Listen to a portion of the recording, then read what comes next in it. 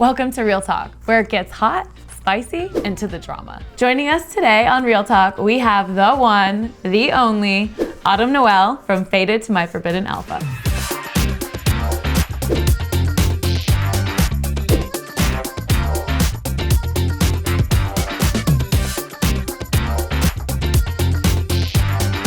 So May is Mental Health Awareness Month, and I'm so excited to talk about this with you. Can you tell us a little bit about your journey and what inspired your passion for mental health? Growing up, I usually felt very isolated from other people. I felt like I didn't have a place for myself, like I didn't belong. And I realized that there's so many people that feel that way too. And I was like, this needs to be normalized. Mental health is a real issue. Just because you can't see the physical pain doesn't mean that it's not there. I kind of went through that growing up, my childhood, with my family and stuff like that. Can you tell us a little more about that? A very dark childhood, very absent parents. They did the best that they could. That's why I leaned more into dancing and singing and music, because it was an escape for me. Even watching movies. That's why I love acting so much now, because those things kind of brought me to a different world. It was like reading a book, you just get lost in it. And those were the things that helped me and kind of helped my way through. Do you have a favorite memory of an experience of being creative that really stands out for you? There was this one time at church, we were doing this church performance, and then they put the spotlight on me, and I had to do a little dance and then sing, and the spotlight was only on me, and I was like, wow, this is what it feels like. And I was like, I want to keep doing whatever this is for the rest of my life, because the energy that I got from an audience was much more than I'd ever gotten from anyone before, my family and things like that. And it brought me to life in a way that I can't explain. So it's whenever I have a camera on me, I don't know, it just feels like I come to life more than when I do in my everyday life. No, it makes sense to me because it allows you to kind of play these characters and act out certain personas that you might not necessarily get a chance to embody in real life. You can use acting to express emotions in a different way, and it's so healthy. When did you know that you needed professional help? Wow, there have been so many moments. I don't know. I would say in high school, right before I dropped out, due to bullying, it got really bad to the point where I didn't want to be here anymore. I was screw this. I didn't feel like I had anyone to go to. I felt so alone. And I know that there's so many people that go through that, children, adults, whoever. It's a problem that is still happening. The suicide rate is so high, higher than ever, because people suffer from depression, from all of these certain mental disorders. And it's people don't realize that the things that people say affect other people in a negative way. Even now, I am dealing with just people on the internet not having the best things to say about me, having assumptions about me that aren't true in the slightest bit. And that's why I'm glad that I'm coming on here, so people can see that I'm a person, and your perception of me, it's very different. It's very different. Yeah, absolutely. And honestly, it just breaks my heart because I don't know if you guys know, but Autumn and I are besties. I literally went crying to her house a few nights ago, and I was like, this sucks. So to hear these things being said to you online, through a screen, it just breaks my heart because I know the person that you are. It's just such an issue, the bullying online. And it's why I say don't read the comments. I can't help it though. Well, and I think a part of me wants to read it because I'm like, oh, I want to see how well my show is doing, or what people's thoughts are on it. But I'm getting compared to other people, and I already do that myself. I go through the self-comparison spiral, and so I already do that myself. It's I don't need so many other people doing that for me and telling me who I am, or what I am, or what I'm doing. It's no one online really knows me, because I've made it a point to in the past year, I've started posting even less.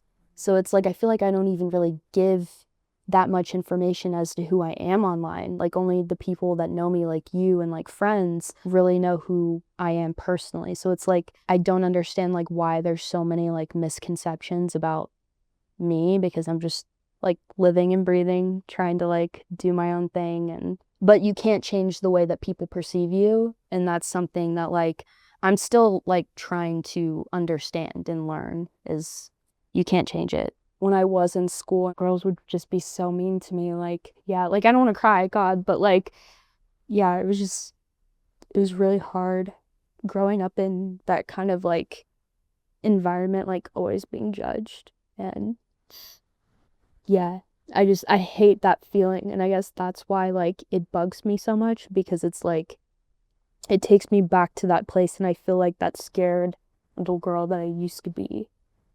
Yeah, so it's like, I don't know. That's why I want to like talk about this topic, because words affect people so much, and it's like one small thing that you say to someone can push that person. You have no idea what people are going through. Absolutely. And it's like it takes zero amount of effort to just be kind, because it takes the same amount of effort to post a rude comment as it does as like a nice one. So it's like, why not just be kind? Or if you don't have anything nice to say, just don't say it at all. Like, Exactly. you don't have to put every opinion you think on the internet. Like, it's fine. Right. Yeah. Well, I think especially as an actor and being kind of a public figure, I think it's really important that you are doing the work to maintain your mental health and making sure that you are healthy here, because it's so hard to navigate all this, because you open yourself up to, all of these strangers following you. And because you don't put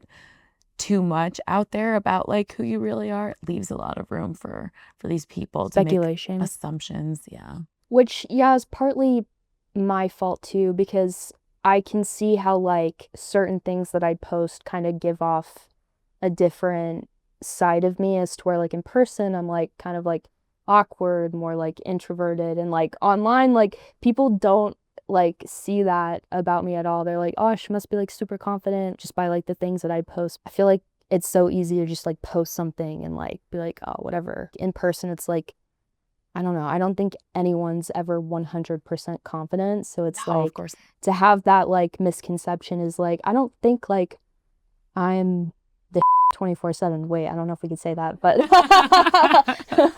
You are the 24/7. but yeah, like I just want people to know that like they're not alone. And like I would say that that's like the biggest like treat for me, like doing what I do, is like I've inspired like there's a certain like group of girls that are younger that have made like fan pages of me, and like I adore them so much, because they'll talk to me like through DM and like message me asking me for advice, and it's like they are going through the same thing that I went through, like being bullied, like feeling like they're alone, like their parents don't care. And it's like that's another reason like why I get up and I do this every day, is because I also want to be a voice for people that feel that way, especially young girls, because it's so hard to like feel seen and feel heard when you don't have anyone in your corner backing you up. Like there's so many times where I felt so alone. It's just, I don't want anyone else to feel that way. I love that you're a role model for these young girls, and that's important to you, because I think that even though it's just like a small thing, like being active on your page, even when it's hard for you to be, especially because like I know personally what you've been going through online, I think that you showing up for the people who look up to you is so important. And I just want to say I'm so proud of you. Stop, I'm gonna cry again. No. I feel like in society, speaking about mental health, there's still like such a big stigma about it. And so I just want to get your perspective on what you think like some misunderstood aspects on mental health are. The main misconception is like people are labeled crazy when they have mental health problems. And it's like, just because you don't understand what someone else is going through doesn't mean that their reactions aren't valid. They might just not know how to like control their reactions to it. Like there's so many times where I've been labeled like over dramatic or things like that, and it's like I just react differently. And I know that a lot of other people do too. That's the beauty of it. Like no one is exactly the same. And I think that's like the main one. Or that victims of mental health don't deserve the same amount of help. And it's like mental illness is still an illness. That's why like people need that help, because they're still sick. It's just in a different way. Yeah. Like usually when I tell people that I have kidney disease, they're like, "Oh my God," like they freak out. But if I say like, "Oh, I have depression, like I have PTSD," like Yeah. it's like It's those because kind if of you can't things. see it, Yeah, if you can't see it, then it doesn't matter. But like every illness is, the same. It's like I still have to cope every day with all of it. It's just in different ways. yeah, and I think it's too like the invisible struggle of, because people who see you on your shows and like online, they don't see the struggle. They don't see what you go through and like all the ups and downs of this crazy life and career that you're just trying to navigate. And so I think it can be easy to make judgments without knowing the full picture. And I think that can be super hard. Yeah, well, because there's often times where like I've thought about, quitting. So I'm like, oh, I guess that would just be easier. Like even 2 years ago, before I did my first real short, I thought about quitting because I was at a point where I was like, "Ugh, I just don't want to do this anymore. Like I just get overwhelmed by all of it, and I always feel like I'm not good enough." But then it's like something will happen where it like reminds me of that. And so I've been pushing to keep going. And that's my message for like anyone that watches this, like anything that you're going through, just keep going, because it gets better eventually. Like you just have to like stick around for it. What advice would you give somebody who's hesitant about seeking therapy just in general?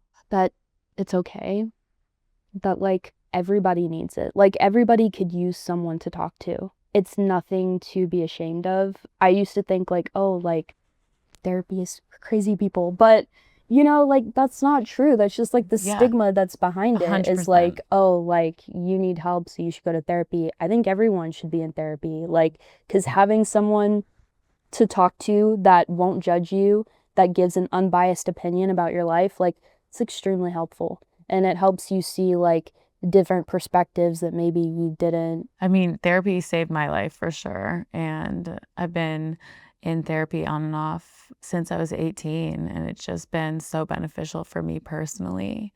And I just think of therapy as something that helps you get tools to solve your own problems better and to navigate the hardships that come through just living a normal life. And I wish people weren't so judgmental when it comes to getting mental help, because I don't think I would be the person that I am today without the mental health journey that I've been through. What are some things that make you feel good and help you stay mentally healthy? Oh, I love this question. Honestly, writing music, I just started doing it again. It's been a while, but I got inspired because usually like it takes something like to like snap in me to like be able to like write again, because I feel like writing music is, it comes to you like when you're at your lowest. So yeah, writing music, singing, writing poetry, those are like the main things. Like I have like 5 guitars. So like I love playing those, even though like for a while they were just like sitting in my room because I didn't play them for the longest time. I don't even know why. It wasn't even like, oh, like I'm not gonna do it. It's just, Life got in the way. yeah. I know. I was so happy to see that little sneak peek on your story. I only put it for close friends, but yeah, like I want to start posting more like music and stuff like that, because that is something that like I've missed that I love. I don't think your fans know how talented you are. Like, you are so good at singing, and I feel like that's something you could definitely share more of because she's amazing, guys. Hopefully someday I'll put out So, for sure, someday, not hopefully. Come on.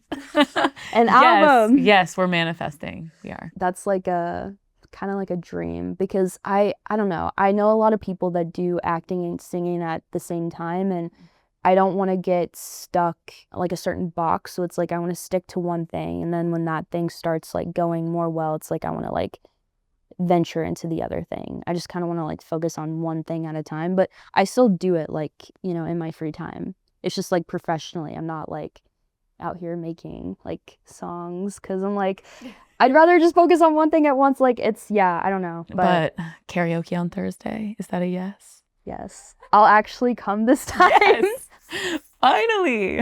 So tell me more about your songwriting process and how that's therapeutic for you. Well, usually I do write about heartbreak. Like literally like all of the music that I've written is about like exes of mine or just about like guys in general. So it's like that's like a common theme. I feel like every songwriter kind of does that. No, I feel like all of Taylor Swift's songs, like, isn't that a running joke? Yeah, yeah, I was about to say that. Or like the people that like have inspired me like the most, like as of recently, is like Tate McRae or like Olivia Rodrigo. Like, yeah, Olivia Rodrigo is an amazing songwriter. I loved the driver's license song. When it first came out, I was like, oh my God. Yes, it just hit something. Yeah, for sure. Yeah. So That's gonna be you though. oh, I could only dream to be like, yeah, as talented because she's, yeah. You are though. She's amazing. Have you heard yourself? But yeah, it just helps me get out all of those like heartfelt feelings that I can't express because, you know, I keep a lot of it inside. And even when I'm on set acting, it's like there's certain things that like I can't get out in those scenes that I can while writing songs because, you know, in those scenes, like, yes, I'm expressing a part of myself, but it's also like the character because I try to like separate that. Like I don't just put all of myself into a character. I try to leave room for the character. Yeah, and think about like what the character would do instead of like what would I do because at that point it's not really acting, you're just playing yourself. And I feel like no shade to people that do that, but like I like to try to make it different as much as I can. But with songwriting, it's all you. It's you, your thoughts, your feelings, the heartbreak you felt, like the good, the bad, all of it like wrapped up into one. I feel like songwriting too, it's like when you're writing the song, like it's a very private, like vulnerable thing. You're kind of with yourself as opposed to acting like you're in front of like a whole set's worth of cast and crew. And so it's a little harder in some ways, I feel like, to get all the way into the depths of that vulnerability that you're talking about. Whereas when you're in your songwriting process, it's a different space. So I see what you're saying about that for sure. Yeah, it just makes me feel like it's a safe place for me. Yeah. And like I do feel that way with like acting and being on set too, but yeah, music just has always felt so safe for me. Like hopefully one day I can be in like a musical movie because that'd be so cool. Like La La Land or Mamma Mia. La La Land is like one of my favorite films of all time. It's just so good. Wicked's also like phenomenal. Oh my God. Yeah. So like anything like that would be incredible. Like I would cry. Yeah, I'm gonna manifest. I could be in a movie like La La Land because, you know, the notes in that weren't that they weren't like that high, but like yeah, that's a dream of mine. It's gonna happen.